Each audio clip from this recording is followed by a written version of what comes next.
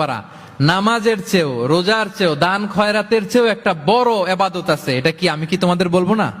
সাহাবারা তো অবাক, নামাজের চেয়েও বড় ইবাদত, রোজার চেয়েও বড়, দানের চেয়েও বড়। ক্বালু বালা ইয়া রাসূলুল্লাহ। সাহাবারা বললেন অবশ্যই হে নবী, হ্যাঁ আপনি বলেন সেটা কি? বিষ্ণু সাল্লাল্লাহু আলাইহি ওয়াসাল্লাম বললেন ইসলাহু যাতিল বাইন, বিবাদমান দুই গ্রুপকে মাঝখান দিয়ে যে মিলিয়ে দেয়া। নামাজের চেয়েও বড়, রোজার চেয়েও, সাদাকার চেয়েও বড়, মিলায় দেওয়া। আমরা মনে করি সেজদা দিতে দিতে কপালে দাগ ফেলে দিছি, এটাই তো বড় ইবাদত। এটা তো নিঃসন্দেহে বড় ইবাদত। আমরা মনে করি হজ করতে করতে শেষ করে ফেলতেছি, এটাই বড় ইবাদত। জিকির করতে করতে আমরা দিন রাত এক করে ফেলতেছি, এগুলো তো নিঃসন্দেহে ইবাদত।